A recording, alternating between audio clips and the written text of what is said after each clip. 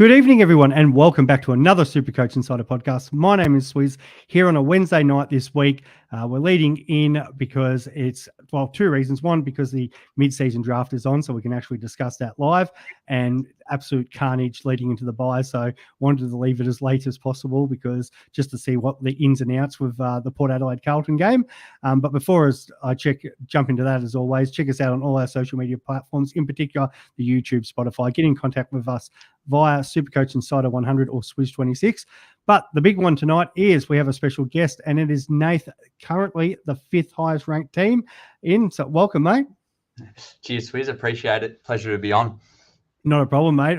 I've been watching your progress this season because you are the highest ranked person in our Super Insiders group. So obviously it's an easy one for us to track. And I thought, well, we've probably been talking to you for the last couple of weeks saying we probably need to work this out and get you on because, we want to support our own channel, and the fact that you're leading it is fantastic.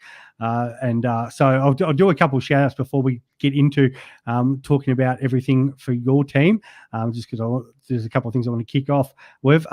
Firstly, Connor, well done to him. He was on the podcast with us last week. He's actually moved up to second, so it'll be you and him, hopefully, Nath, battling it out for the top prize. The other three, well, we haven't made contact with them yet, so they can get stuffed for now. But I'm sure they've got great people.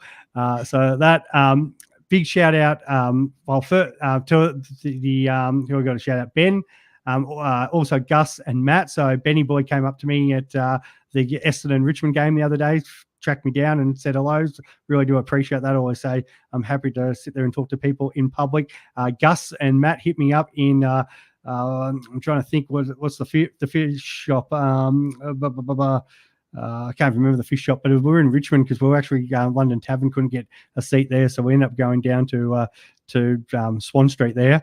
And I was just sitting there with a mate and ran into a couple other supporters of the podcast. So appreciate that, guys. Always happy for you and not only just have a chat, but let us know that you're watching the pod. So we appreciate that.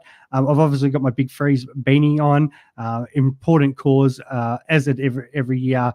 The Danaher and his family, what they've been doing, not just outside of obviously, the King's birthday clash, which is, Collingwood, Melbourne, but it's just, I think it's one of those things that I think every year we bring up that this guy deserves Australian of the Year.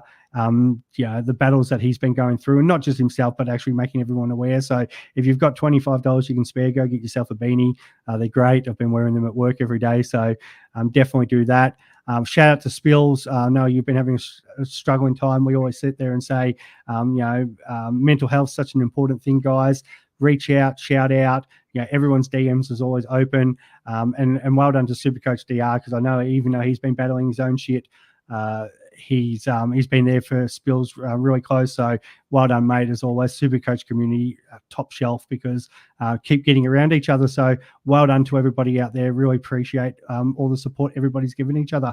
But enough about that. Let's talk some Supercoach. So Nath, Supercoach, how long have you been doing it, mate?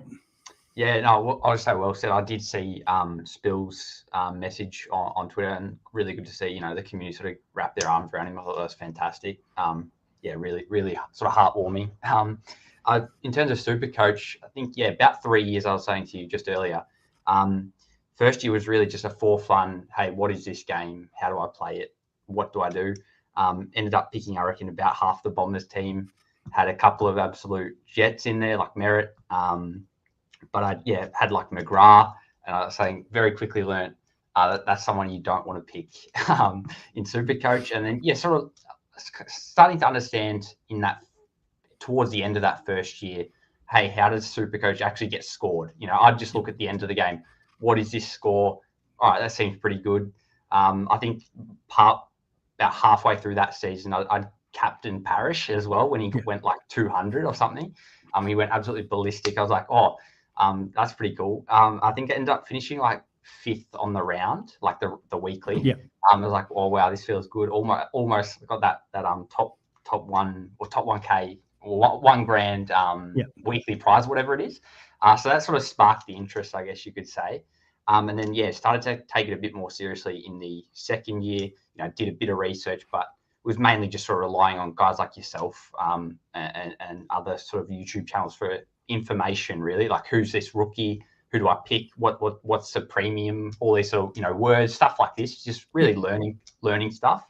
And then for that season, I felt like I had a good grip on the game, but didn't score that well. I think I finished like 10K or something. So yeah, it's just a lot of fun. I guess interest sort of waned a little bit towards the back end of the year, where it's like, your team's got some injuries, out of trades, that type of thing. But yeah, this year, complete opposite. Started off moderately okay. I'll pull up my rankings. I think I was like 40K first round, and then really just went shooting up the ranks from there.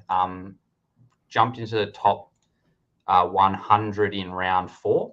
So went from rank 30,000 to top 100 to round 4, and then sort of hovered around 100. Do you remember what stopping you there, Nath, for a sec?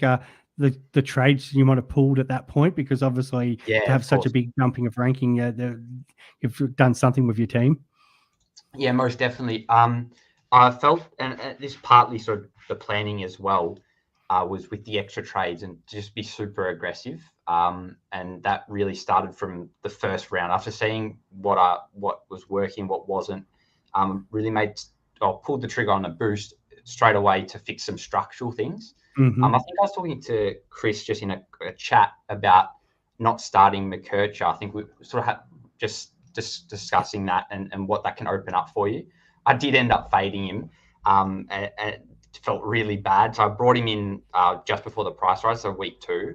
And then, got some decent scores from him, but that was neither here nor there. The big sort of moves were adjusting for structure. So bringing down, I think it was Wines at M6 I had. So went paid up, dropped him down to like a McKercher to get the McKercher, Roberts, Sanders 3, the big 3 rookies that I sort of wanted on the field. Because too much value, I thought. And I clearly misread that situation. And so I did that, and that freed up some cash to allow me to get both Caleb Sarong and Luke Ryan in week 1 and 2, respectively. So jumped on them straight away. And that's a really big thing because, they've been M1, D1 for the whole season, just about. And, copped a lot of their good scores, sometimes in the captaincy plans as well. Just really benefiting from owning those guys early, whereas, gradually everyone started to jump on as must-haves. But, I didn't actually start them, so that's something interesting. I did also, just kept trading aggressively, and I culled a few rookies really early in round 3. So when the one price rise had come, I just dropped Sexton, took a little bit of his cash. Can't remember. I think it might have been Howes as well. Maybe he had 2 price rises, just turning them over quickly.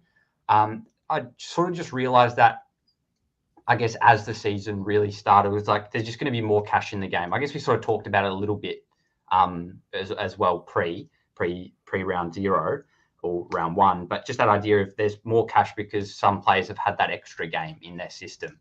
And I think that did benefit me because I did then start upgrading basically like round 4, and just, there was probably 1 double downgrade in there. But basically, it's just been upgrade every week with maybe a double down in there at some stage in that sort of mid round 4, round 5. I have to check it exactly, but basically just burning through trades non-stop. I used 4 boosts in a row, and then held 1, and then used the 5th one the week after. So completely out of boost and basically just been full. Foot to the metal with trades and stuff like that. Just feel like you kind of have to, otherwise you're going to fall ahead, especially with the extra trade. So just realizing the extra trades, the extra cash, just general, I guess you could say, like tempo of the game is maybe a little bit faster than last season. I don't know how you feel about that, but it does seem to be pretty fast. I felt that change last year, and I was pretty well out of boost very quickly last year because the ones who were kind of aggressive, and I know myself and Chris were very much in that frame of mind, were getting ahead of the game. Obviously, Abs, that's how he plays and does very well. And again, he's just absolutely smashing it again. Those who have been aggressive, it'd be interesting to see those who haven't been, how far they can close the gap, because sometimes the lead can be too much. And probably been taking those risks. Like I didn't with a couple of those injury prone players this year. A lot of my 50-50 calls I've probably gone the other way, but not starting Yo hurt me. There's a couple guys like we can look through that and go, it's probably not that far off, but 50-50 decisions between a couple of them. Jumping off Harley Reid as early as I did when I had the chance, it was between one of the big sort of four. And the reason to do it at the time seemed fine because getting in Flanders was a big deal, but it's just unfortunate. And the Harley Reid just absolutely, and he was scoring like 50s or whatever it was. And Chris, funny enough, was going to do the exact same move, and just because somebody else pulled out of his team, he had to reverse trade. So it just sometimes you just get lucky or unlucky with that. With those situations, which is, we've sort of been tracking some of these 50-50 calls in one of our group chats this year. And it's amazing how many of us have sort of gone the wrong way with it. It just, so, but it's the way it goes sometimes. I'll get up your team anyway, because we can, so if you're following from home, guys, you can just go to the rankings and have a look yourself, because, it's not hard to find the 5th best team in there with the little Essendon symbol next to there. So we've got Nate's team, which is Chev's Titans.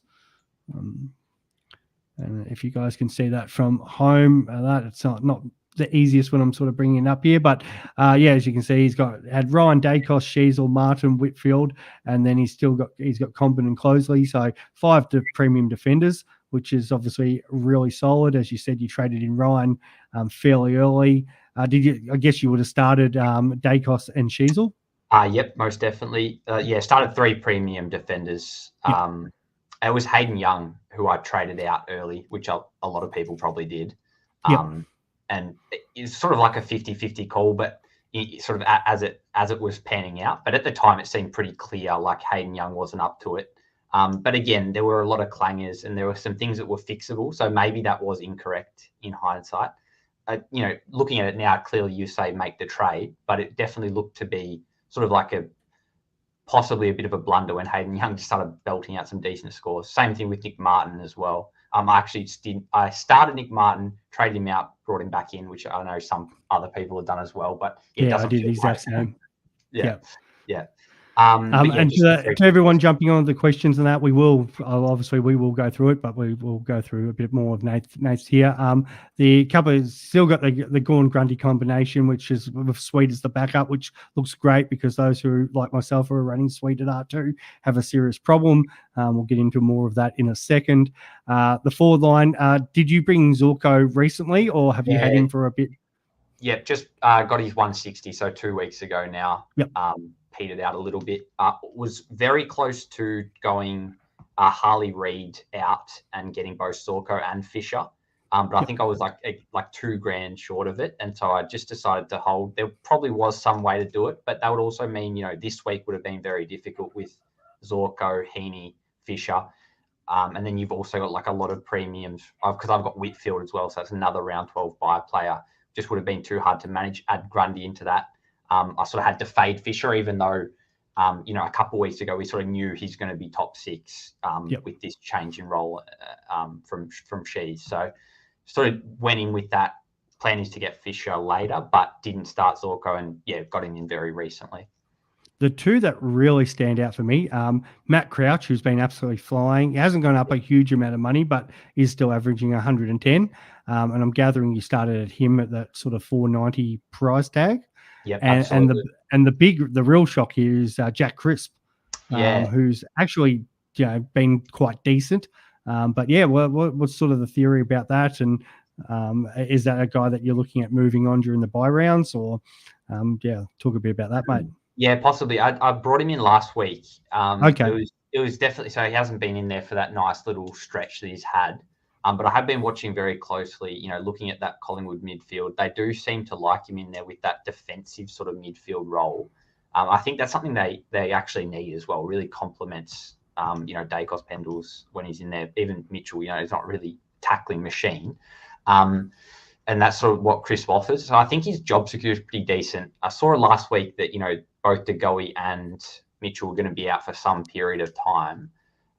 Sort of confirmed now it's probably going to be a month for both of them, likely. Yep. What sort of sold me on Crisp was actually when DeGoey was in against the Adelaide game. He actually played 0% CBA, so he didn't actually push Crisp out of there, which I was definitely concerned about. Otherwise, I probably would have brought him in a couple of weeks earlier if I could.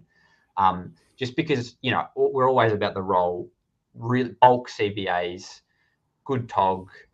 Yeah, I really like his tackle numbers. I think that's a great avenue to score for him. And the plan is that defensive midfield swing over the buys, really just offering some nice cover. Like this week, I think I'm going to be flipping him to defense and maybe getting, I don't know, some cover in the midfield now is a trade-in. And then, yeah, if things don't work out over the buys, just flip him on round 15. If not, just keep him permanently as sort of like a looping swingman across both midfield and defense. So, yeah, we'll have to see how it plays out. Yeah, no, I like it. It's a real point of difference. He's owned by 2% of the comp, and I'd say there wouldn't be many in that top 1%. The fact that he does have the dual position, as you said, that is really handy, especially during this bye. And you're right about the tackle numbers. I think he's had about 20 tackles over the last 2 weeks, and that's even more important. And some of the questions about who to kind of get in this week, like Matt Rowell was high on my agenda, and now that they've tweaked the holding the ball rule, anybody who's got massive tackle numbers, I think is going to get rewarded, especially this week, because there will be, I can see a huge amount of number of holding the balls paid now that the AFL has come out. 100%. It'll probably then balance itself out as time goes on. They'll go too far this week for sure. There'll be a huge amount of people will be ringing up Dwayne's World again on a midday madness and be like, this is crap. We've gone way too far the other way. But so people like Chris, Matty Rowell, Dawson Laird, who just love to tackle. Yeah, even Steele. Jack Steele's another one. Which you do own quite a few of those sort of players. I think that we'll see a boost definitely this week. So it's something to think about out there, guys, if you're making your trades this week and you're 50-50 between a couple of players. If that player has high tackle numbers, jump on them because, I think that we're going to see a spike over the next, especially this bye period at least.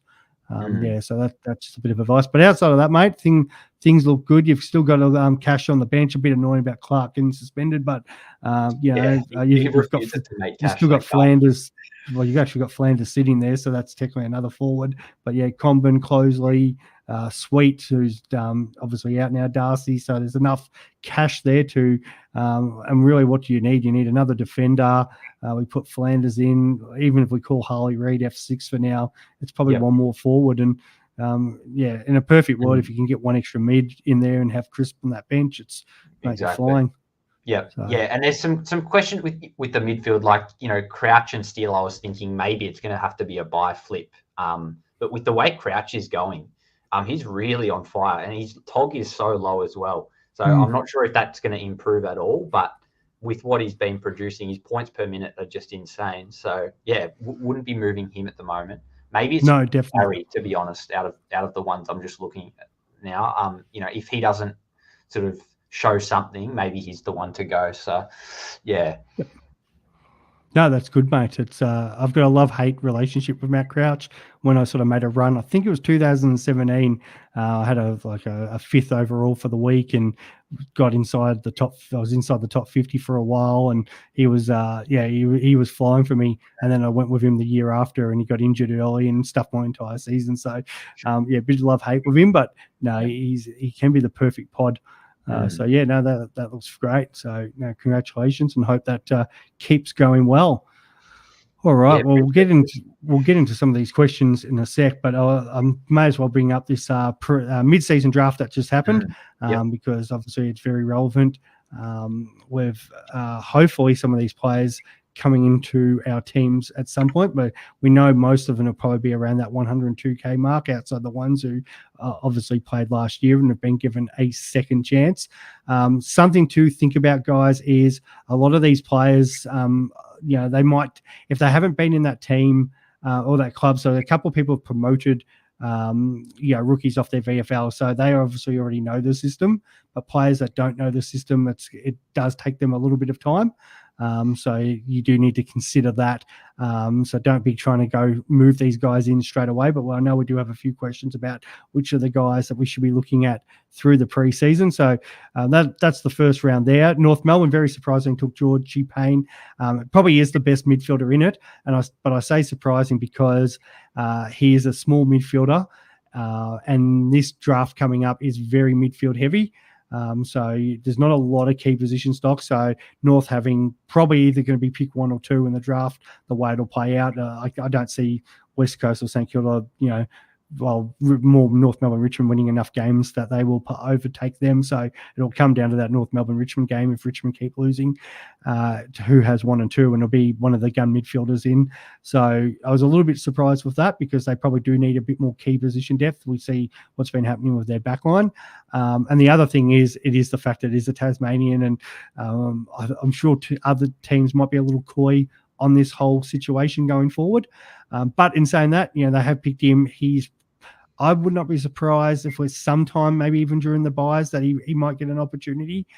So they'll probably have him a couple of weeks to get used to the system, and then I can see him coming in soon enough. So definitely hopefully, because obviously we'll have to wait and see his positions, but gets dual position as a mid forward. So that would be good. We got Richmond taking Jacob Blight. We've obviously losing Gipkus at the start of the year, and Tyler Young went down in the VFL last week. So 196 centimetre defender, does take intercept marks. So Richmond have a massive hole down there. So again, what's Richmond's by round 14 off the top of my head? I really should know those are Richmond supporter, 15. Yep. So, yeah, I think they probably give him a few weeks there in the VFL, settle into Melbourne, and then probably round 16, I could see them bringing him in there. Potentially bring in early, but, as I said earlier, try to let these guys get settled. We've got Jack Hutchinson heading over to West Coast. He's from Collingwood's VFL. Max Hall, actually, I've had a couple of people do some research on there because we're really struggling to find his numbers, but apparently absolute ball magnet for Box Hill's VFL. So, I kind of be interesting to see how he kind of fits in. Form's been good. I know they were talking about that on Riley and Cal's show about the fact that, he was going to play VFL for Box Hill as late as last week when St Kilda had pretty already said to him that they were going to look at him. So I think, a couple of weeks in at Sandringham, but ball magnet, and hopefully offers them something a little bit different to all the other players that they've got in there. You can cross off Jasper, I think it's Scaffy. Did I say that right? I mucked up Scafie. He's a tall forward, so probably what they need to support Chol and Mitch Lewis, but that'll be a bit more long term. So I wouldn't be trying to look at him coming in. And then outside of that, it probably gets a little bit harder just because a lot more of these teams are settled. Probably the one that does stand out is Collingwood, Smith. Now he is one of the under 18s that got passed up last year, but just the fact that they've got so many injuries, and Craig McCraig, who does seem to like to play guys new, like we're seeing what's happening with Sutherland, Richards, who unfortunately got injured. Then who else? Harry Harrison. So he's another one that they've obviously got in there. So they're happy to play some of these guys. So out of those sort of next ones, I think he's really the only one that really stands out. I think some of these other clubs have gone a little bit long term, but Logan Evans, maybe just because he's obviously been in Port Adelaide before and he's still Port Adelaide, so that's more of an upgrade there. And then as we scroll down, there's quite a few passes. Teakle, so we would have heard his name before, was an AFL listed player. So he's gone to North Melbourne. Obviously, they've wanted a little bit more ruck depth there just because they've only really got Cherry, and so they want a little bit more support.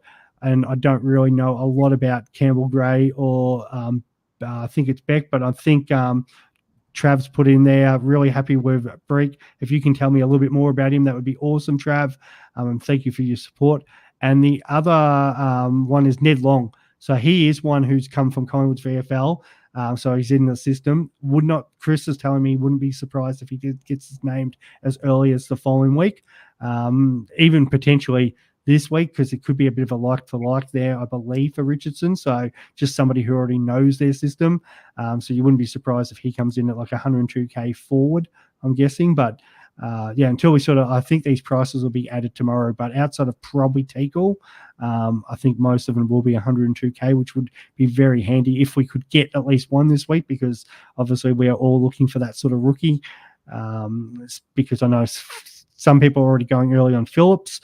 Not Phillips, Dawson. from North Melbourne, even though he's got the bye. Just the fact that we need a cheaper option if you're going to be bringing in certain players. So my thoughts a little bit there also with Dawson is maybe hold off on that, because I wouldn't be surprised if North potentially makes some changes. He, as much as he's going well from a Supercoach point of view, he's had bags kicked on him. I think Marshall kicked 5 or 6 on the weekend. I did watch quite a bit of that game, and he did have the better of him. And even the week before, he had goals kicked against him, North Melbourne, when the Bombers played them. So, yeah, from a Supercoach point of view, going well, but from a football point of view, maybe not as much, and wouldn't be surprised if North Melbourne over this bye tweaked a few things around. So, yeah, just maybe hold that.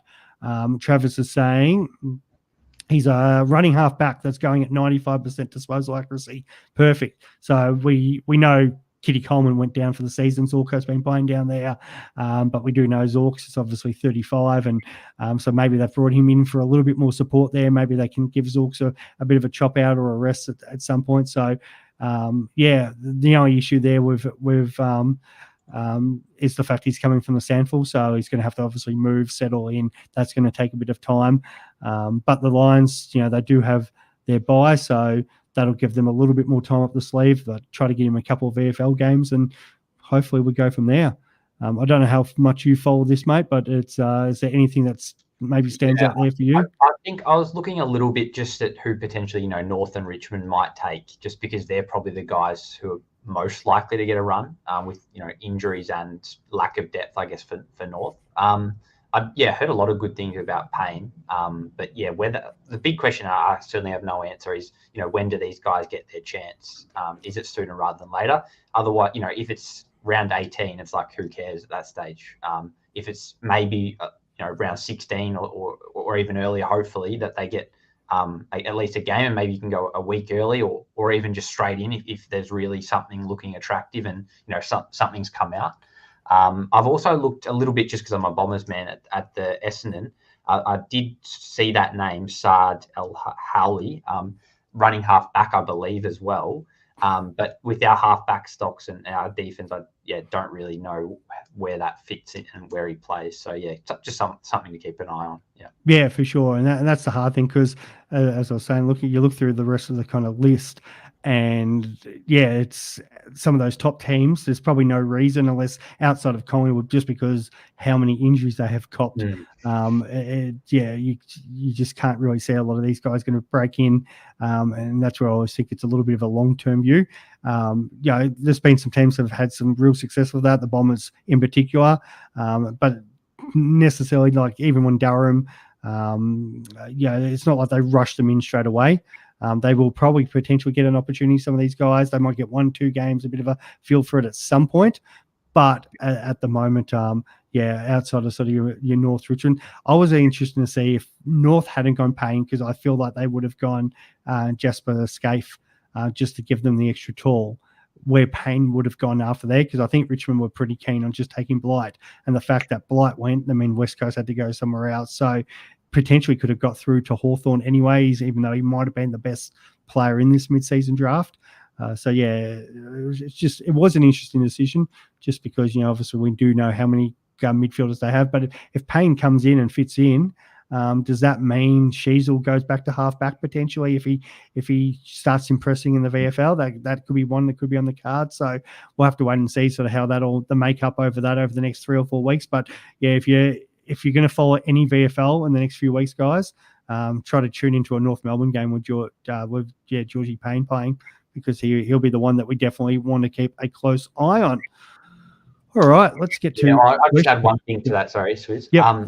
It's a good thought. We're probably thinking of them as how downgrade options, but it might also be worth thinking about what impact are they going to have on potential premiums on our side, which is probably going to be neglected a little bit. So if you can sort of think, or maybe that opens up opportunity for someone as a primo, a change of role for them, that could also have some implications which we want to think about. Yeah, 100%, and that's where a lot of these moves, anytime a player comes in, I think around the buy time, any restructure that's going to happen is going to happen now, because the coaches usually give them 3 or 4 days to rest up. But yeah, if they're going to change anything coming into the second half of the year, the time is now. So it's something to be mindful of as we come out of this bye period, that things could change for certain clubs. So yeah, we definitely need to think about that as a Supercoach community. All right, let's see what we've got here. All right, Dreamers. Hey, mate, what do you think about bringing in Zach Fisher next week? Obviously, you don't have him, Nate. I've had him for the last few weeks. Is that a player that you would be considering as a potential forward option that can swing back? Yeah, most definitely. He's currently in my trade plans looking ahead. I don't like to look too far ahead. But yeah, 100% planning for Zach Fisher and Tom Green into my side next week. Again, yeah, it doesn't feel great paying for Fisher now. The sort of the value has been lost, but I still think there's probably like 40k value, 50k value if this role holds. McKercher will probably get some more information on post-buy. If McKercher's out for 4 weeks, even if McKercher's straight back in, I think I'm still going to grab him. Just because, his kick-ins are insane. McKercher comes in, it's only going to be split with him. And I reckon based on that Gold Coast game, Fisher and McKercher is passing to each other. So it doesn't really hurt him that much. I think that the danger is when there's 3 of them back there that are eating up points. I think 2 is sustainable. Yeah. Mm-hmm. I think so I watched more of the North Melbourne Port Adelaide game on the weekend than I did Carlton Gold Coast, because I knew I'm the opposite. Most people in our content creators group chat were watching the Gold Coast game, so I'm like, I'll be the black sheep here and go the other way, and give everyone updates. And like, Sheezel looks so good playing in that midfield. Like, they were connecting with him. And outside of, say, there's a bit of a restructure if a Payne comes in and that, but I don't really see him moving. Anytime he's forward of the ball, the way he hits targets, probably the only time he looked dangerous is when Sheezel had the ball in his hand, and they burnt him a couple of times too. There was opportunities to give the ball to Sheezel to have a shot at goal. So, I thought he played fantastic, which meant Zach Fisher just ran around. He's got the most obvious running style. Like, you can pick him from a mile away. And even with the Essendon North game, I just felt like I was on Zach Fisher watch. And just amazing how much he calls for a ball 50, 60 meters away to get involved. Likes to get the old 1-2, 1-2-3. So, he's great, and was one that was a little bit disappointing, obviously, to start the year for us. But, he's just been absolutely on fire. Pretty well since he came back from that injury. All right, so we've got another question for Dreamers. Also, best option after their buy. So he's got Rao, Dawson, Neil, Dunkley. Do you have a thought on that, mate? Yeah, I've been thinking about the Brisbane boys. I think they're decent without being amazing. And then at that 600, I believe both are 600k plus. Not 100. Yeah. So, is that really worth it at that stage? Maybe because they've had their buy, they're buy free. But again, they haven't been seeing the world of light. I guess Ashcroft comes back in eventually.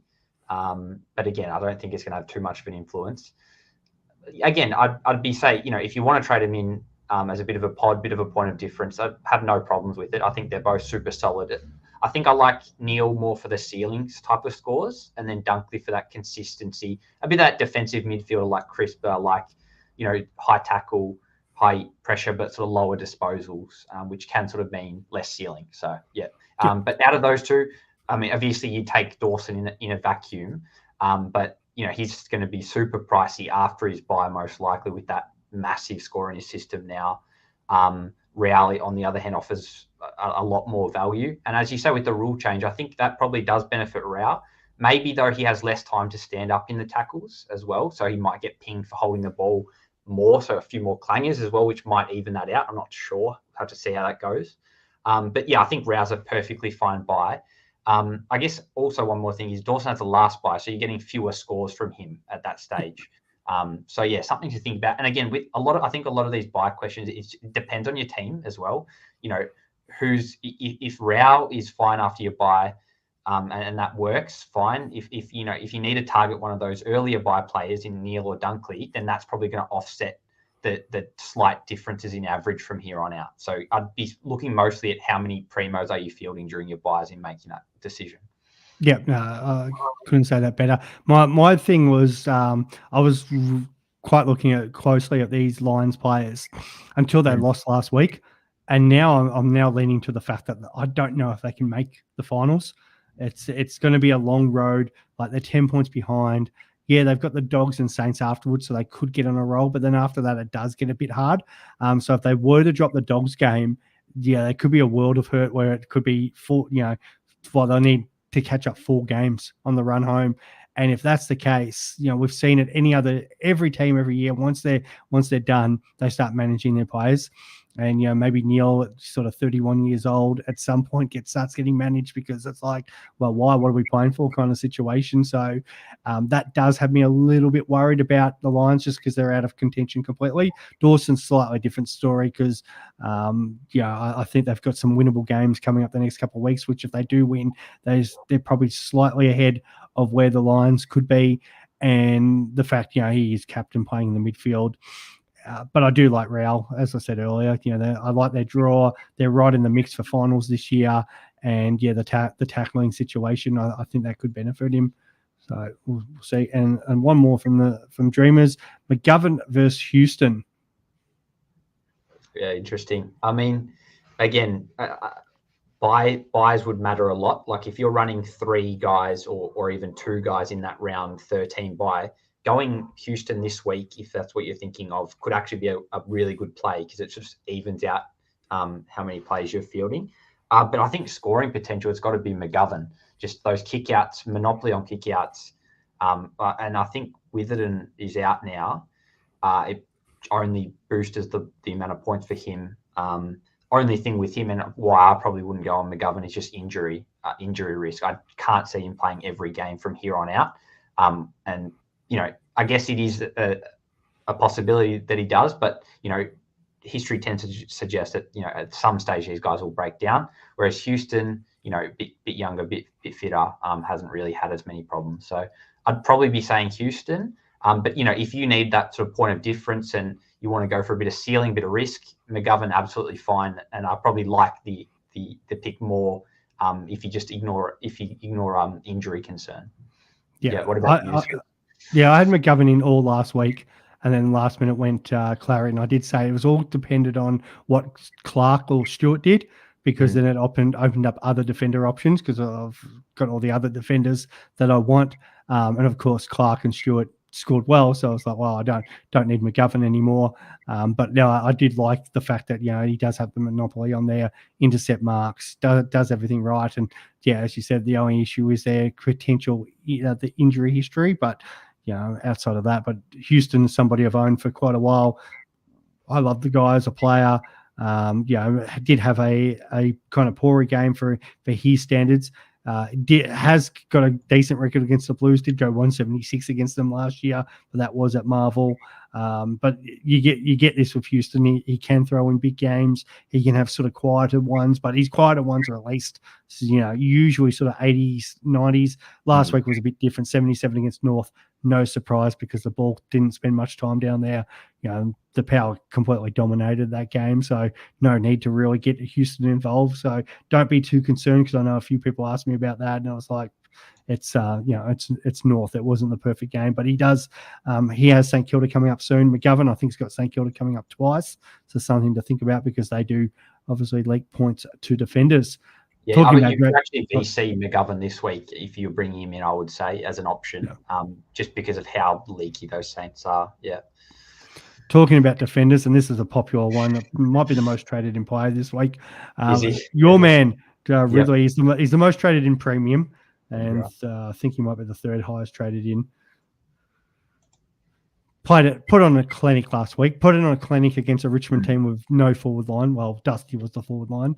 But in saying that, he was awesome. My only issue with players like this, and it's usually my recommendation not to trade them in after one game, is how do they back up and play a second game? So sometimes they get a little bit sore. We always see it, like a player comes back from injury, they go like nuts, and then 6-day break or whatever, and all of a sudden, and this week in particular, it's not the amount of time, but the fact that he's got to travel. So now that does throw another part to this where I think we've got to be a little bit cautious I think they did take their time bringing him back in, so we're not kind of worried about the reoccurrence of injury. But he's a Gold Coast game where conditions at twilight evening are going to be a little bit different. They do have a much better forward line than what Richmond do. So my personal thing would be wait before getting him in, just to see what he does this week, because he could easily throw up an 80, and it does balance the equation. But if you desperately need a defender, you could do worse. Your thoughts? Yeah, no, I completely agree. It's why I didn't bring in Walsh off his 160 or whatever. You just need to see a bit more data. And you're not losing any. I guess you're slightly losing a bit of upside, if he goes bang again. But I think that's clearly offset by the extra info when there's no price change. I'd also be just wary of how many halfbacks and backmen we have that can just soak up points. Yep. Like Redmond on a good day can go 110 plus, eat up some points from Martin and Ridley. You got McGrath back there who can do the same sort of thing on a given day. So that's probably another factor as well that scares me off personally from Ridley. It's just like there's a lot of people wanting those points. So whether that's good, you could also make the argument that's good for him though, because he can sort of just play that pure loose floating sort of defender, and he's a great intercept mark. There's no doubt about it, which Supercoach loves from a scoring point of view. And he's clearly getting a few kick-ins as well. So look, I definitely don't think it's a bad trade-in. But I think you're probably better off just holding, as you say, or holding off the week at least one more if you're keen on him. Some people, I think, and probably myself, will just probably ignore him. And that's purely from injury from my perspective. I just don't want a reoccurring thing. And I've got enough sort of questionable defenders at the moment. But I do think, he can keep scoring well. I don't expect, 150 plus. It's probably more like 105, 110 if he's healthy.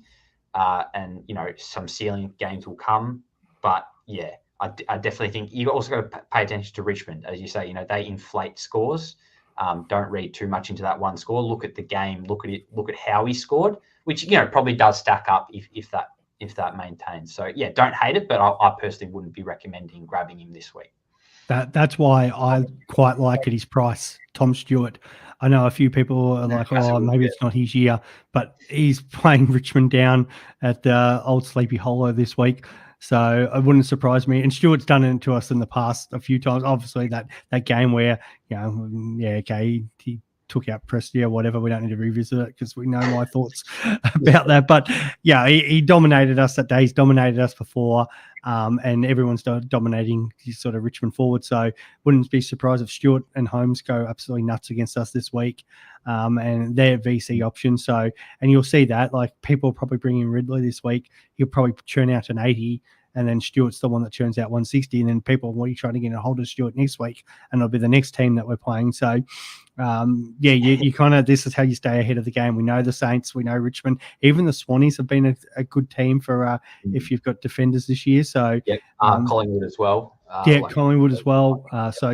Look at those sort of teams and those matchups. And that's where we said before, like McGovern having the 2 games against the Saints, sort of see where they're, who's got what on the run home, and that's where I'd be. So, the Bombers have a decent draw, but it's, have a look at those, if they've got any of those really good defensive matchups in there before maybe jumping on, and wait a week. Kev, as always, g'day, mate. Thanks for jumping on, buddy. Harves has also asked, is Dawson back to his old self, which he looks great. If I'm in that debate right now of who I trade out, because I don't think, unless I trade out like a Tom Powell, for example, that I can get maybe both Dawson and Stewart in there. I'm still playing around with my team. That's why I don't throw up my team as much at the moment, because it is a real fluid situation. I'm waiting for trades, and I've got to work tomorrow afternoon, which makes things even harder. But it's, like in a perfect world, I'd love to get Dawson on. Really wish I did jumped on at 5:20. I was a little bit skeptical, and he's been fine since then. So, the matchups are leading up to the bye. I think you can probably pick him with confidence. He's going to get more expensive, so it's probably the last opportunity to get him in. And he's still not even that highly owned. because people were burnt obviously early in the year. So those people haven't jumped back on, which is natural because, it's always hard to jump on a player that you have traded out. But I think more and more now, especially because they do their matchups of Hawthorn Richmond coming up the next couple of weeks. So, and we know Richmond are already saying, well, they don't have any fit players as it is, and they're going to be resting Dusty that week as well.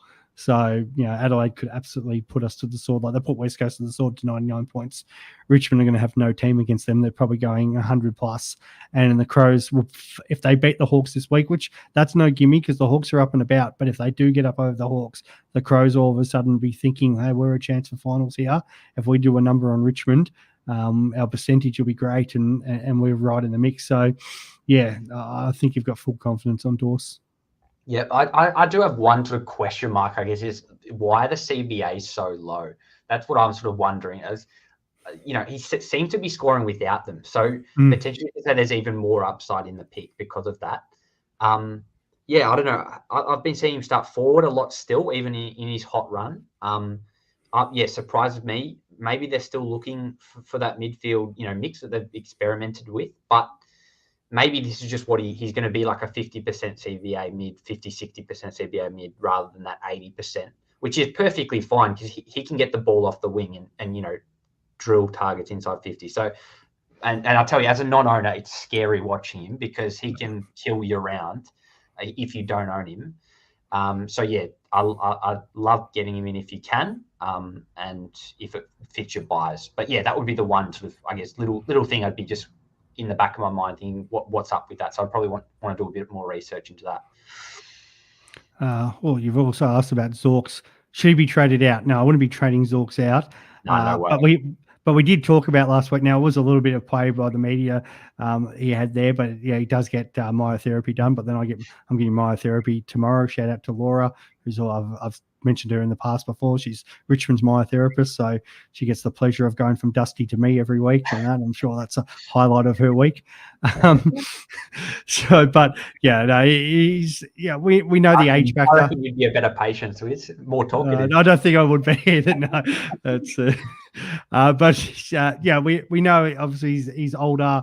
That the issue is more if Brisbane fade out of contention, and then there could be a look there. But for now, they got dominated last week, and he gave away a very annoying.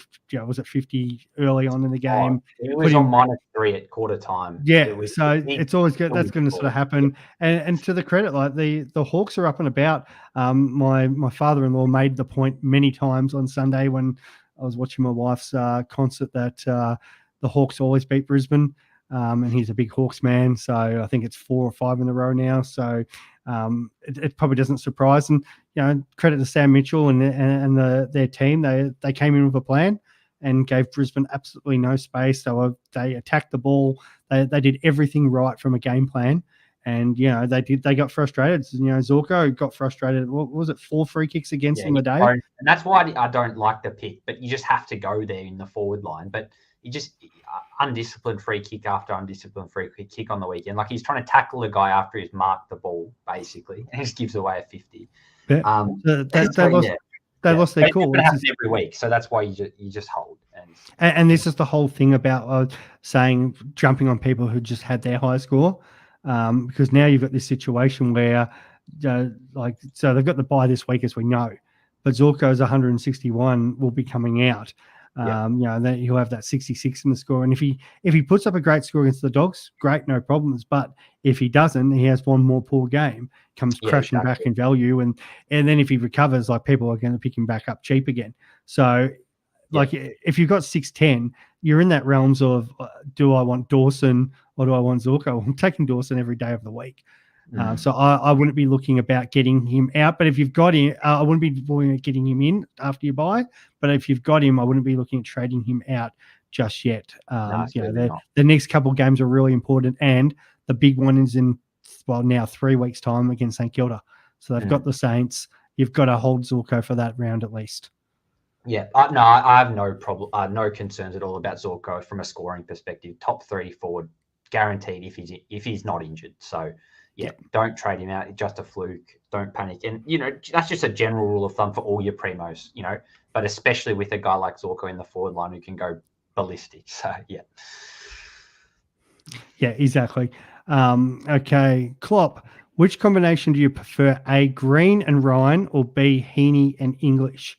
And I'm going to gather by that, Klopp, that you don't have you've got Sweet there at R2 and you're probably moving Jackson there. So I'm considering, do I want Jackson there for the time being at R2 and worry about continuing to upgrade other areas and make that the last issue? But it's an interesting combo. Do you have a thought on there, mate? Yeah, no, very tricky just looking at face value. I think, you'd sort of be happy with either of them. It sort of depends on what it looks like for your team going forward just for the early or the next few rounds. So who are you fielding at R2? Is it going to be Jackson? If it's Jackson, that's pretty concerning, I would say, at the moment. He's probably going to pump out some relatively poor scores with Darcy. And potentially if you hold off on going English, you could get a Grundy in after his bye if you trust Grundy. I've personally been pretty happy with Grundy as an owner and sort of holding him just throughout. I think he's really physical in the ruck, which sort of helps him this year with the slight rule change. And I think English has suffered. So I'm sort of back in who you think is going to be R2 or thereabouts. If you're happy with getting Grundy in after his bye at your R2, then I'd just say bring in Green and Ryan, because Ryan's going to be D1. Green's you'd back him in to bounce back. I know he's been poor against Geelong and he had that injury game, but I'd be still saying he's a top 8 mid from here. So to me, A, slightly more attractive. And I also think he just dropped a 94 as well. So there's a chance he drops a little bit of cash, within a few weeks. So you can maybe wait. You definitely want to be getting Heaney. So there's no question about that. But in terms of short-term trading targets, probably A for me. But again, I hate to say it, but it does depend on sort of what's happening around it. Yeah, exactly. All right. Michael, even if he misses this week, can I still hold Meek to season end? Doesn't play the 3 hardest matchups in the Suns, Melbourne, Sydney, and still needs to play the Giants twice, Richmond twice, Geelong, West Coast Freo, who are in the top 7 easiest rucks. I don't mind it. Like, it comes down to, I think that's a bit of a luxury trade. Like the gap between sort of Meek and, we've seen Marshall put in a poor score.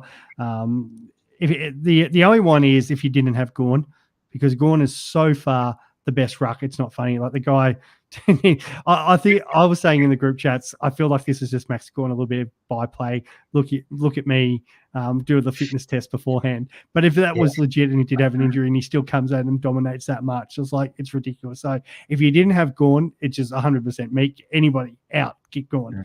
Mm-hmm. But if Gawn's your R1 and you Meek, like, is the English, what are you probably losing? Maybe 10. We know English can go a lot better. And if Darcy was out of that side, like he got rested, it might be that might hurt you a little bit more. But I think from the other rucks around, it's not, I think you can probably worry about upgrading the rest of your team. And then, when you get the opportunity, maybe as your last upgrade, then look at Meek to somebody. Yeah. No, I've been really impressed with Meek as a non-owner. But, just watching him go up against some of the other rucks, he's looked, just as good as anyone in that R2 slot on average for a lot of this period here. So, if that's your sort of worst case scenario, holding Meek, I don't think it's terrible. You might leak a few points, but you're probably going to be leaking more points elsewhere at the moment, and just start fixing up, forward line. Try get one of those fallen guys, like maybe a Dylan Moore. Look for him and just hold Meek, and then reassess in a few weeks. Flip side to that is, what were you thinking bringing in Meek? Were you there? Did you have someone in mind directly? If not, if so, then maybe just go with that plan, because now seems to be the time to trade, because he's got that poorer score in his system. Might be injured this week or probably won't play. And then, if he puts in another stinker, well, then you've lost a bit of cash. But I think holding another to see him play one more time, I should say, is absolutely fine. So, and if that sort of results in you holding him to the end, no problems. I think you could do a lot worse at R2 at the moment. So yeah, I think he's pretty solid. Also depends how many trades you've got as well, I guess. Yeah, exactly. Which I think most people still, even though a few of us are leaking, there's still some to use, but that's probably the last problem. Yeah, Supercoach Pro, we spent a lot of time talking about this at depth.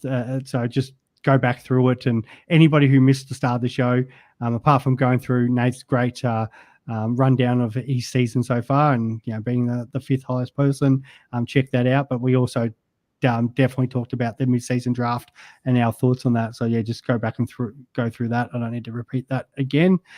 Sean, thanks, mate. Would you bring in Rao? Yeah, I said before I really love Rao or Merritt this week, even though they have the round 14 bye. Yeah, that's not a problem. It depends again how many of your how many round 14 players you have out. My biggest buy is this round, and then I'm probably opposite because I've got a lot out from round 13. Where a lot of people do have a lot of round 14 or 15 players. So have a look at that. If you don't have many from round 14, doing that. Trading Sweet and Darcy this week for Rao, Merritt, and yeah. And I said I kind of like Rao just because of the tackling numbers. Merritt's been solid enough for that. Like probably been a little bit underwhelming, especially at the weekend again. Right. Like until he kicked that goal, like at 3/4 time, I was so worried because I had him captain. Right. I'm like, this could be disastrous. And I was about the only Richmond supporter high-fiving when he kicked that goal. It's people are looking around me like, what the hell? Yeah. I remember doing that again. That's a very similar thing. I was barracking for like some Carlton player in like an Essendon bunch. Sacrilege. You can't do it, but yeah. It's just, it looks so wrong. Yeah. It's and I'm there in my Richmond gear, of course, and I am like grabbing Essendon supporters, like, yes, you beauty. Yeah. But yeah, I think you've got to get 35 points for that goal, or something like insane scaling, because it was, game was on the line, and they really boosted his score, which has sort of happened a few weeks. I've noticed just watching Bombers games. He sort of ekes out a goal, and that really just lifts that floor, which looks like to be an 80 or a 90 type score, just gets over the tunnel or puts him at 110. So yeah. A few concerns with Merritt for me personally, but at this price, I think it's a really good buy. Like he's going to bounce. The question is, it seemed to maybe be a bit of the reverse. Like we were all hoping Merritt would do this at the start of the season, come down. Maybe this is his sort of little lull period. So just something to think about. Players, not many players can go 130 for the whole year, or basically no one except like Ablett. So yeah. Might be a bit of a down period for him, and Rao's a bit cheaper as well, so 40k difference there. The other part was he's been getting attention, there's no doubt, especially the North game. Like Liam Shields was coming off. That is because we're all looking at like midfielders versus North, but they are tagging every week now. I'm so surprised that North are tagging actually. Like it just doesn't make sense with what they're trying to achieve. To my mind. I don't actually mind it so much, only because they're not putting Shields in the midfield. If they had him starting in the midfield, I'd have a massive issue with it because it's ruined their structure. It's taking one of their young players away from it. But the fact that he's coming off either a winger or a half forward and then just bolting to the midfield, so Butters. Like he kicked a couple, and that's why he scored half decent because he got them from the clearances and centre bounces. Like that one goal from the centre bounce was awesome. So Shields had no impact as a tagger from that moment. But around the grounds, he could definitely get to him, and it didn't ruin their structure too much. So it's like the just playing a seventh midfielder, really. So I can live with that because. Yeah, and just try to then protect their young midfielders a little bit more, and it's actually probably allowing LDU to have a bit more freedom, which is amazing. So, LDU's a little smoky one there after his bye because just the way they're structuring up, he's just running around doing his own thing at the moment. So I don't mind that. I really like it. The only thing with, I guess, any North Melbourne players is they're just not scoring as many Supercoach points, and a lot of their games are blowouts. So it does actually really negatively impact their expected score for their stat line, if you like. I remember sort of looking at stats by Jaden or like Jaden Popowski. Yeah. Him. He's been really helpful as well. I didn't mention him at the start. I love a lot of his content. But just understanding, different nuances of the rules and how players. We talk a lot about scaling, but I remember I thought everyone's got to get up. If it's not 3,300 at the end of the game, they're going to give a few points to someone. But they're constantly looking at this scaling number and throughout the game. And if the game's overscored at half time, then that second half is actually, and it's not necessarily because it's a blowout, but because there are too many super coach points actually accounted for in that early portion, that can have a negative impact in that second half as well. So, and I think that's been hurting a lot of North guys like LDU, Powell. They're probably playing pretty well. It's just not actually translating into really decent scores, partly because of that negative impact, I guess you could call it, effect on their score. But yeah, it looks really good. The other thing people need to think about, because obviously we more focus on our overall, we all want our rankings, but I did say last week, a lot of people are in leagues. Some have promotion relegation. If you're like me, I'll say gamble responsibly, but I'm in cash leagues against people as well. So there is a little bit of focus trying to balance that. Like, okay, I want the best team, I want the best overall ranking, but there is a little bit of me going, well, if I'm not going to finish up the top, do I kind of become a little bit more league focused, just to make sure I win some of these leagues that I'm in? And so you're trying to look at players. So most leagues, depending on if you're on an 18 or a 20-person league, you've got to have a look at that. But let's just say if you're in a 20-person league, most likely your finals are going to be rounds 21, 22, 23, 24. So if you're in the grand final, Rowley's got Richmond last round, where Zach Merritt's bye rounds aren't the greatest. Like the Bombers finished with Sydney and Brisbane. So potentially that could be a harder draw. It could be finals on the line, especially the Swans Essendon could be a real ripping game there.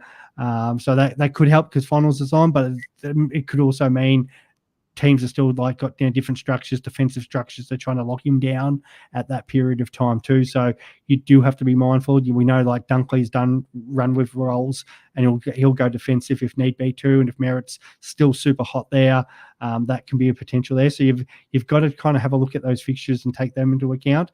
And yeah, if you can sort of have guys who have a really soft draw to finish the season, it will obviously help you with your league win. So one that stands out to me is the Freo Dockers, because not the Freo Dockers, because they have a horrible run too. It wasn't the Dockers. I think I had it up 2 seconds ago.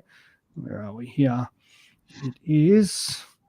I don't mind the Giants so much. Actually, this is really good podcasting here, but I did have one prepared earlier. I will find it. I'll come back to it. But I know there was one particular, I was like, yeah, got to jump on this team.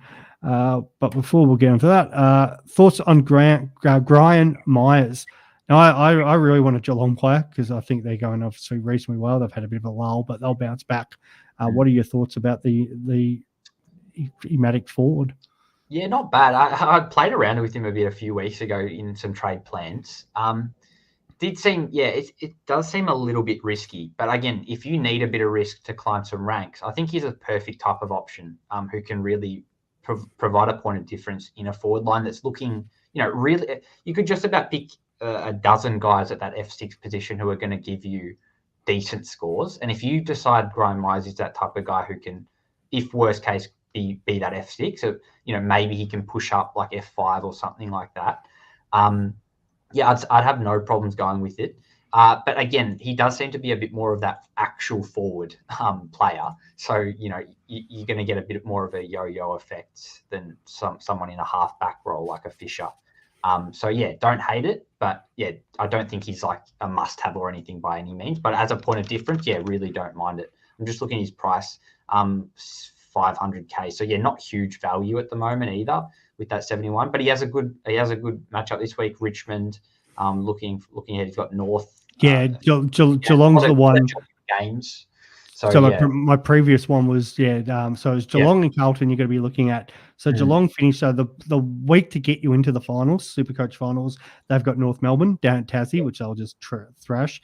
Then they've got the Crows, Freo, Saints, and West Coast to finish off.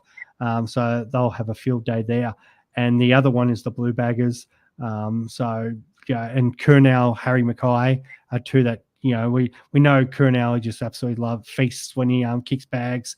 And so they've got North, they've still got to play Richmond. They've got North, and then their Supercoach Supercoach finals is going to be Collingwood at the G, Hawthorn at the G, then they get West Coast away, and then they get St Kilda.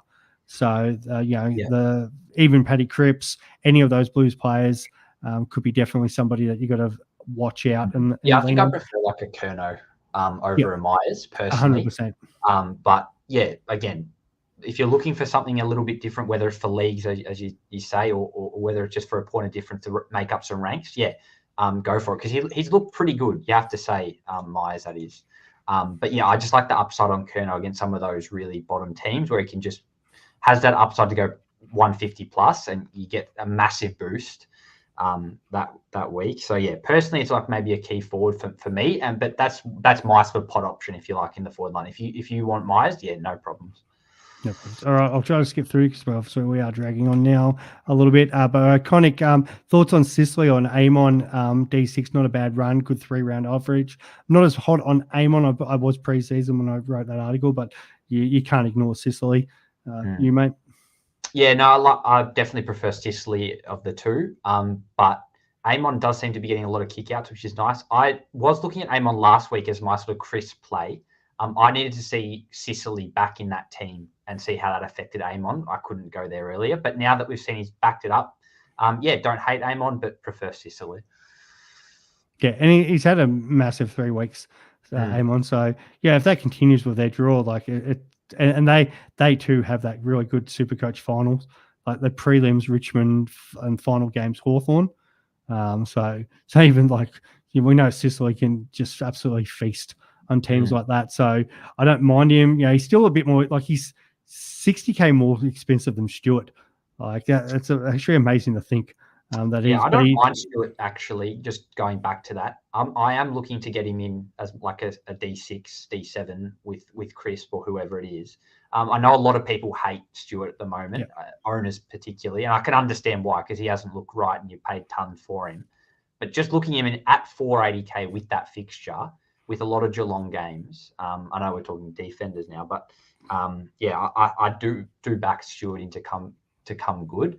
But yeah, again, that's maybe a little bit off topic. So yeah. Yeah, no, I like that, and I think if you're looking, as you said, if they're looking at Amon or Sicily, I would prefer to save the 60 and go Stewart. But I kind of prefer. I do like Sicily. Like he's been one of the top defenders for a couple of years now. We know he loves intercept marking. The only issue is there are games where they kind of look at sending him forward because they want to win the game. Hawks just kind of a little bit different, their structure and their setup, and it can change. We know the young fella who we were hoping to play more than one game was who's the 102K defender I'm thinking of here at Hawthorn. Phillips. Yeah, Phillips. So yeah, there's potential they bring him back in. What do they sort of do? When everybody's fit. So I do have sort of kind of a little bit of questions about what Sicily's role could potentially be. Some days they need him to play more lockdown. We want him in that intercept role. So yeah, there is a little bit more of a question mark than I guess Amon, because we do know what we're getting out of him. But Sicily is such a proven guy and like he goes Luke Ryan big when he wants to go big. But we saw what he did single-handedly against St Kilda last year to beat them. So, but yeah, I think there's still better value elsewhere. I know Global and Fab have been having they've taken our group chat to here. He said, Payne will get a run for sure. Clarkson, Curtis Taylor or Stevenson will come out. Yeah, I wouldn't be surprised. I don't know if it'll be straight away, but Carl goes Swiz, bit left field, but 2-part question. Okay to Carl Wilson and Darcy this week and closely at his bye. Round 14 tight, but should get to 18. The only issue of should get to 18, we saw what's happened this week, and nothing's a given. Now, I think for where they break even, especially Darcy, easily you can trade them if you're worried about them losing value. But at the same time, as sort of cover, we know Wilson, I don't think he's going to get dropped anytime soon. He still looks like one of their better players on the weekend. I think holding maybe him just because he's got that dual position is probably the better way to do it. Now, I've already culled him. I culled him last week, but I've got no problems. I've got no problems with culling him, but I'm just worried about people can potentially getting short. That's just my thoughts on it. Yeah. I think it's perfectly fine to hold Wilson. He's been super solid recently, and he's pumping out decent on-field scores. So, you might even lose a little bit of cash, but losing a little bit of cash is absolutely fine if it means fielding an extra player, in my view, especially a guy like his caliber. Darcy, on the other hand, is a bit more, or a lot more of a risk because he has the potential to put in another 40. And we know at Marvel he hasn't been as good. And I know also Collingwood are not a very favourable matchup for key defenders. So definitely something to be concerned about with Darcy. I'd say, as you say, hold Wilson, trade Darcy. But, if Wilson and Darcy gets you some super good primo for your buy structure, not a problem. And that's where he's gone on. I just hold. Yep. Yeah, and he's gone on to say any merit in going, say, a Goulden. I don't like trading premiums who have their buy, but if you can get him in next week, but if that sets you up, because obviously Goulden will have his buy next week. I mean, Goulden's got his buy this week, so he'll be fine from the week after. I've kind of toyed with a couple of these Swans players. They're flying. We know what good. Like, we're all kind of looking at Goulden preseason. Seems to be back up. Him, Warner, I don't think you can go wrong. So yeah, if you like those sort of guys, no problems, because it could especially give you a leg up in that round 14. And that's where I kind of mentioned LDU before. But yeah, these Swans coming off their bye, and people before mentioning Neil and Dunkley. So yeah, if you've got the opportunity to do that, definitely worth considering. And then your next part of it, Carl, was Shy Bolton next week. Just grab him at 400k. Hell no. No. Wouldn't be going near him at all. And somebody messaged me the other day, said, yeah, I got on Shea Bolton after he had that little run, and he's been disastrous since. I'm like, yeah, that's so bad. And a bit like Dylan Moore, a little bit the same at the moment for those owners who did the exact same thing. Yeah, 100%. I think Shea Bolton, I think the big thing is Richmond need to improve for him to be a better pick or a viable pick, because it's a bit like that North factor. It's just they're getting scaled out of the game, and then, he does some good things, doesn't get any Supercoach points for it. So, yeah, I'd be personally avoiding Bolton. But, if Richmond form does improve, I don't hate it as an F6, because, as I said earlier, who knows who's going to be that F6. You could probably do whoever you sort of want out of a handful. So, cheap, but, yeah, not for me, I don't think. Exactly. JT, who would you take for your D6 out of these options there? Personally, like I like the Geelong guys. Again, it's all buy related too, so it depends. Like, you might have some weeks where like Clark, for example, a lot of people are finding it easy to cover around 13.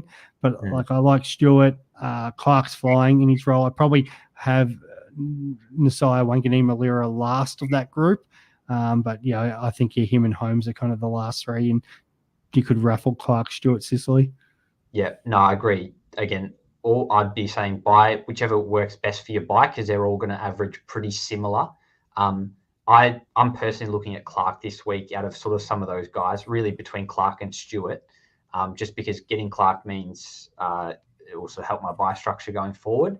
And I really like his attacking game style that sort of complements Luke Ryan, who's always doing the opposite. He's always wanting to go backwards. So the only concern I have with Jordan Clark is that maybe Freo actually realised that they can't just keep playing kick to kick in the back line and stuffing around with it. Because you look at what happened in that Collingwood game, they started playing a little bit more aggressively, and then, maybe that signal, and then they started to come back. So that probably or to me, it should signal, hey, maybe we need to look a little bit more aggressively from that D50 kick, rather than going always back to Luke Ryan at the top of the goal square and then him switching back and forth.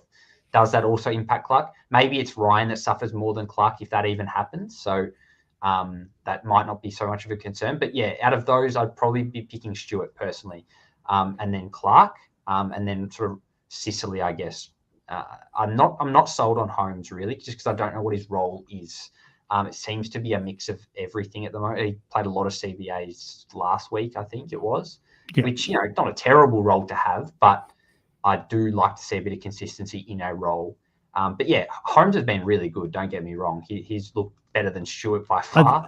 I think he's that solid 100, 105 kind of guy, which is a bit like Wanganeen-Malira in a way, but it's just because Geelong obviously are travelling a lot better than what St Kilda are. So I kind of have a little bit more trust there. But yeah, I think they're the clear 4 and 5th out of those three options. I'm personally just super value keen as well. Like, I like Stewart. I know people are talking about paying up at this stage because it's sort of like your last few things. Scroll down. Who asked this one? Because I've been waiting for this question. Where is he? Here he is. Same question, but someone's asked Salem, Stuart, Sicily. Right, Salem is need, and I was like, scroll. Somebody's got to ask about Salem here. And, come on, guys. How's nobody? Here we go. And Jonas got good on. Salem had 14 marks from 121. Right. Remember when Billings had 15?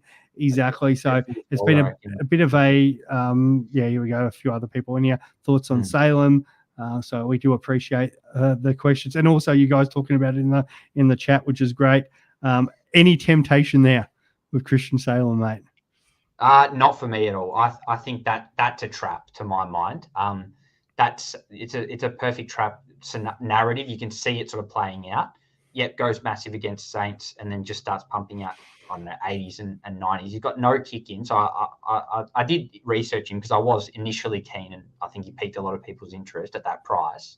And for me, I don't need to go there. But again, if you want to make that play and think you can get some cheap cash because we don't have good rookies this week, and you just look to flip him on his bye, really, like get 2 weeks out of him, I don't know. Or you look to hold him as a D7, worst case. But again, I just don't think that anything near that is sustainable with that many marks, as an earlier comment said, and no kick out. So where's he going to get those uncontested marks in other tougher games? So, yeah. Yeah, I was super keen when he got injured and got that 3 because I thought, he'll get cheap enough and it'll be around that 330 mark. I'm like, it'll tempt me.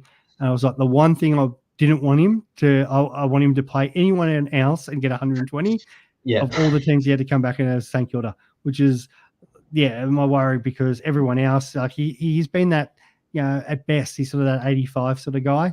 And if he was at this, I feel like if it was this price at the start of the year, I'd be more tempted to like, okay, I'll start him and then flip him when he gets to sort of 450 and make the 100K on him. But now I'm kind of like, well, I don't really want the kind of guys I'm going to flip. He's going to have a bye soon. And he's just played St Kilda. Like, it's going to be the easiest team for him to play. Doesn't have the Tigers coming up either. We've said, North, well, we just saw what happened to Houston. The ball didn't spend that much time down there. Yes, he can get into that midfield, but I'm not crazy hot about the draw for him. And there's a few changes that are going to be happening in that Melbourne back line. Levy's going to come back in.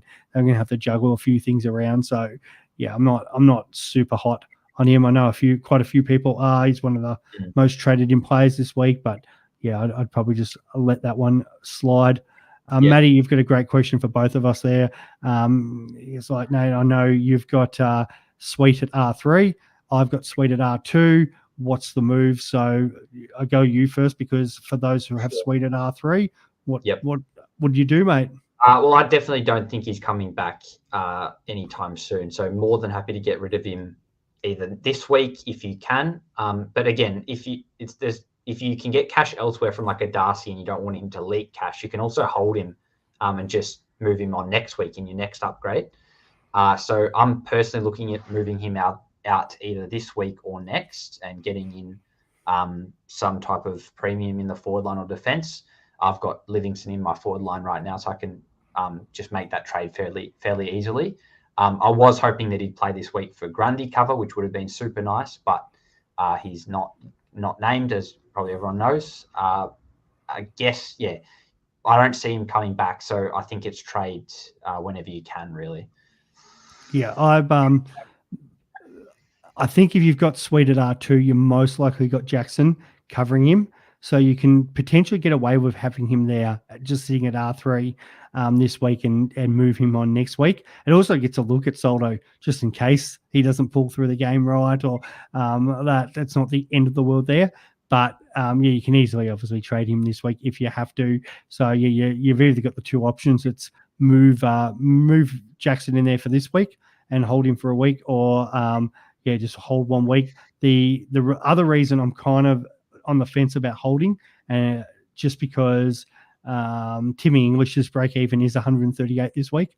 Like, he could potentially get that against Collingwood, but he's only gone, his highest score for the year is 138. So I could see a world where Tim English actually drops a little bit more cash and just makes it the gap between Sweet and English even better.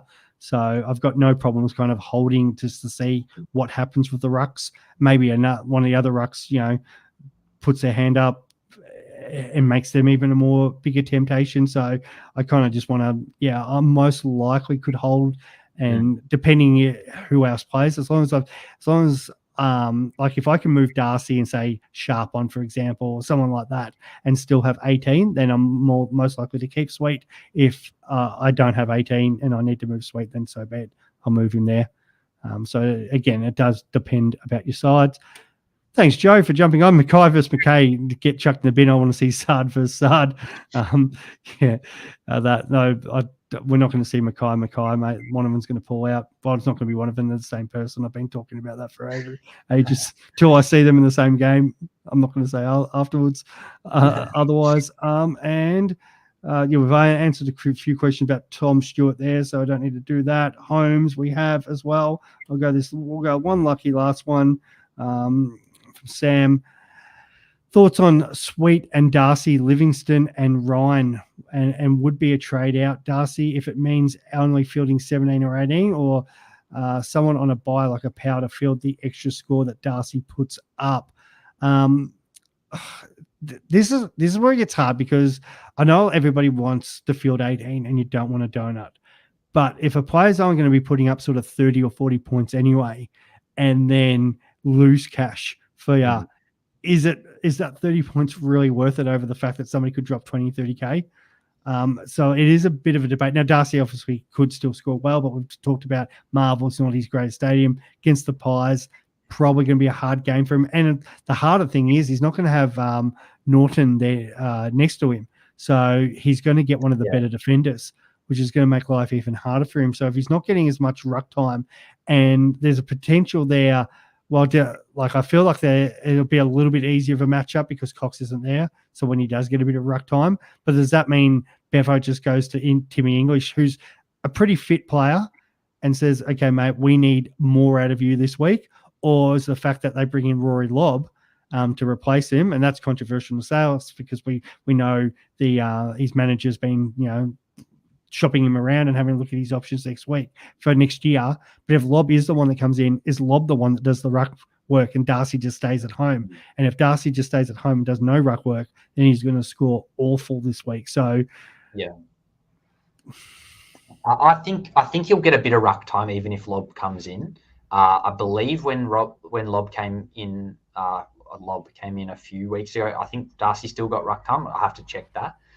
So I'd expect him at least to get some chance. It's a tough question. It's a tough spot because you have the potential to win out either way, or you have the potential to lose out either way. So as you say, he pumped out a bad score, you've lost you've barely gained anything, and you've lost money on Darcy.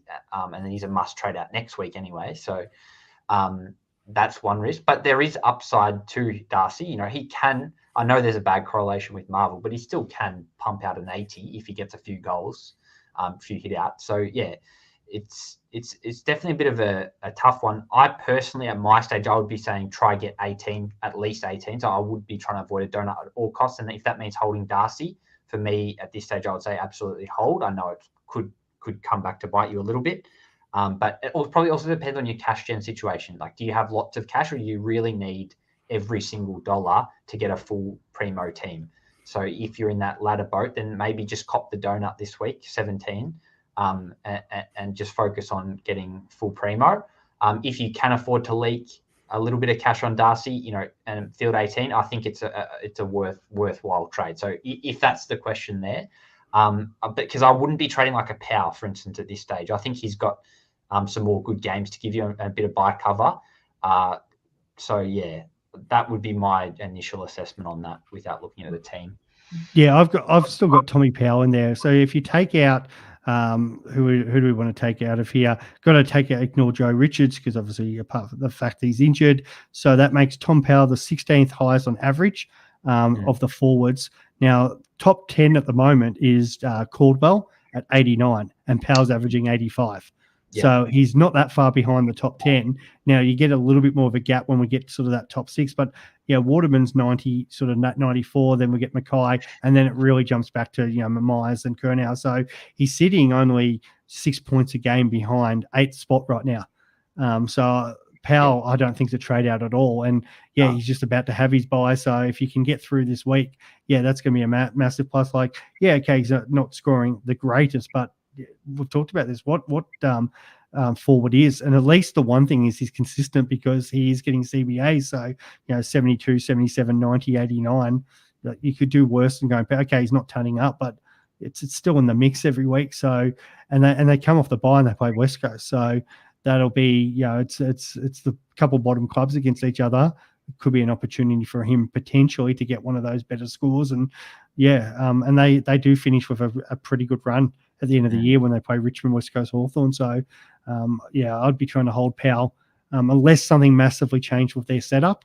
And he went onto the starting on the bench, or he went to the forward pocket or something stupid like that, which I don't see. Like, he's still playing as that fourth banana for them. So I wouldn't be moving him. Okay, I'll do a couple more. I know I said I was going to wind this up, but Jacko, who should I trade this week between Darcy and Fife? My thing is Darcy. Now maybe I've got this too much of a love affair with Fife, and I should have traded him a couple of weeks ago. But I think Freo is still in the mix. They need him to play around the ball, and I feel like he has had 3 bad weeks, but he has still scored 3 tons this year. There is potential there for him to, his break even's at the point now where he's not losing any more cash. Even if he was just putting up 60s each week, that's a bottom. That's where like a 340k player is. So I kind of feel like you need, unless he's going to start as a sub or they're going to rest him, which they're not, because he's got the bye coming up next week anyway. So and Freo need to win. They're in that mix to play final, so they're going to be doing everything they can to do that. So until he gets dropped, I think you kind of hold Fife. Yeah, no, I agree. I'd prefer to field Fife over Darcy this week if I had both, and play the break-even game probably on that. As you say, I'm just looking at the matchup as well. For who Fife have, Melbourne. They've got the D's this week, which is not great, but it'd probably be it's at Ellis, so it's not at Darwin. If it was at Ellis, I was going to say it's a more contested game. The hard thing with Fife, he's still getting the ball every week. That's not his problem. He's just handballing way too much, and he's not getting any of the cheap ball and that. We need him to get on the end and kick a goal, or at least a little bit more contested footy. At least we know that D's do play contested footy. So if he can get it through a week where it's a decent matchup for him, honestly. Yeah. Yeah. Because he's still at like 20 touches. Like if you got someone at 330 playing midfield, getting 20 touches each week, exactly. Like, I'm taking that. It's just he's not converting that into massive Supercoach scores. But and the hard thing was too, there's so many good Fremantle scoring players on the weekend. Like everybody was getting hold of that ball. Like how they actually didn't win that game. But when you got Clark and Ryan getting 30 odd touches each, and you still got a midfield with Sarong, Brayshaw, Sharp was racking it up. It was really the goat in Dacos first them. We'll take these two questions because I do like them. So rank these defenders. I know we've talked about a couple of them, but I just like the fact that you've added Newman this time. What is your thoughts on Nick Newman? Because ever since Prewell Dockety's gone out, and then they've pretty well been relying on him. Yeah. I love the Newman pick. I think it's probably a bit late now in terms of value because he's 570 now, which is pretty ridiculous. That's like, Uber primo almost. Like you can get a row for 550. So, I wouldn't feel great about getting him this week. But in terms of just ranking him, I'd put him I'd probably put McGovern 1, Newman 2, and then Clark 3, I think, and then sort of Holmes Sicily below that. But in terms of value, I think I'd still be looking at McGovern and Clark just because of that 40k you save or 50k even. That would be my sort of go. Again, buy structure also have to play into it. I really like Newman. I think it's probably a little bit late in terms of value. But if you think he's going to be top 6 from here, $570 is not the worst price to pay for a top 6 defender. It's not great, but it's not terrible. So yeah. And we'll definitely finish on this one, Matt, because this is a beautiful question. We're talking rucks, and if we look at, so somebody asked about Meek before, who was averaging 102. Does well, I think, well, it does actually have the injury symbol next to him because he did have that struggle at the end of the game there. But if you look at, like, Gawn's clearly the number one ruck, 133. And then we've got like English averaging 110, Marshall averaging 109, Grundy 109, Cherry 108, and then Witts, always the reliable Witts, not too far behind them as well. But he wants to throw up this name. No Cox for 6 weeks at least. Darcy Cameron 500K, and he's just pumped. And he scores, actually, I was just looking at that, and this is with Cox in the side. He's gone recently 120, 97, and 128. Is everybody sleeping too much on this man and playing a guy who's going to be pretty well playing sole ruck with maybe a hit out from Kruger? I'm believing might come in for this period of time. With a tough ruck draw. He does have a tough ruck draw. That's the only issue. But, he's a guy that potentially, as a sole ruck, can put up some good scores. What are your thoughts on him? Yeah, no, a really good sort of left field sort of option, I think, especially if you maybe want to go sweet to someone a bit more value. You could go for him and ride him out for that buy period and see how he goes and then reassess. I really like the pick. I think he's got a lot of upside scoring wise and at a great price too. That's probably the extent of my analysis really on that. I don't see too much wrong with it. With how contested that R2 position is, he needs to do, let's say, 110 to compete. I think that's easily achievable for him, especially with no Cox out. With Cox out, even if Cox come back, he can probably still maintain 100, right? Like, so, yeah, don't hate it at all, and probably prefer it to a lot of other options this round. Yeah. Yeah. Well, what's he played games? I'm just playing around with this Supercoach app so far, but what's he played? 11 this year, and he had an injury 18 in that. So he's still averaging 96 with that in. But if I take that out, the average slips up to 104. So 104 minus his injury game, which is, and if that's, that would put him as above Nancurva. So he'd be at R7 for average, and he'd be 5 points off the top 4 a game. So that's even with sharing it with Cox. So it's actually, the gap's not too far. The only issue I have with it is the fact that English is only 60K more. If English was probably, if Marshall and English, and we're talking 120, 130K, then it's probably a different story. But even Grundy's only 575. Yeah, that's a fair point. It's not like you have to pay up to get those objectively better guys. So yeah. Yeah, so and that's where I was mentioning before about holding sweet maybe for a week if you can. If you're even the fact, even if you don't have an R2 and you still have 18 players on the field or more than 18, you could still take the 0 there because it makes no difference because you're still playing best 18. Hold sweet and pick up Grundy next week if you wanted to go back there for a lot of people. We know there's been a couple of massive scores which has inflated his average, but he's still been fairly consistent this year. But 575. But then, even tempting this week, even with the break even of 138, Tim English, I feel like I want to have another week look at him, just how the setup is. And I feel like, he's not going to, I don't feel like he's putting out a 150, but even if he did, it's only going to go up like an extra 8-9K, like big deal. So I'm happy to have another look at English, but he's the one that we know can, just go on an absolute tear.